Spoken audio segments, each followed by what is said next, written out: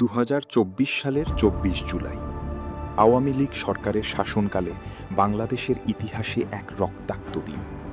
সরকারি চাকরিতে ৩০% কোটা পুনর্বহালের হাইকোর্টের রায়ের বিরুদ্ধে শান্তিপূর্ণ ছাত্র আন্দোলন শুরু হয় জুলাইয়ের প্রথম সপ্তাহে। দাবি ছিল সহজ, মেধার ভিত্তিতে চাকরি, কোটা সংস্কার। কিন্তু আন্দোলন দমনে পুলিশ, র্যাব, ছাত্রলীগের লাঠিগুলিতে পরিণত হয় গণহত্যায়। ১৬ জুলাই রংপুরের বেগম রোকেয়া বিশ্ববিদ্যালয়ে পুলিশের গুলিতে আবু সাইদের মৃত্যু সারা দেশে আগুন জ্বালিয়ে দেয়। তারপর থেকে টানা কারফিউ, ইন্টারনেট বন্ধ, সেনা মোতায়েন। ২৪ জুলাইয়ে সারা দেশে চিরুনি অভিযান চলে। পুলিশ র্যাব প্রায় ১৪০০ আন্দোলনকারীকে গ্রেপ্তার করে।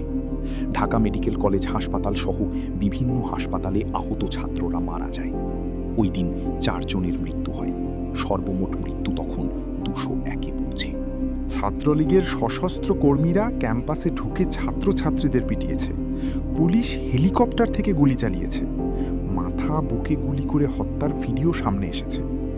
আওয়ামী লীগ নেতাদের উস্কানিতে এই দমনপীড়ন চলেছে। জাতিসংঘের রিপোর্ট অনুসারে পুরো জুলাই আগস্টে ৬৫০ থেকে ১৪০০ জনের মৃত্যু হয়েছে। বেশিরভাগই ছাত্র ও সাধারণ মানুষ। অনেক শিশু কিশোরও প্রাণ হারিয়েছে। ২৪ জুলাইয়ের এই নৃশংসতা শুধু একদিনের ঘটনা নয়, এটা ছিল স্বৈরাচারের বিরুদ্ধে গণ অভ্যুত্থানের সূচনা।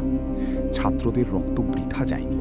এই আন্দোলন আওয়ামী লীগ সরকারের পতন ডেকে এনেছিল।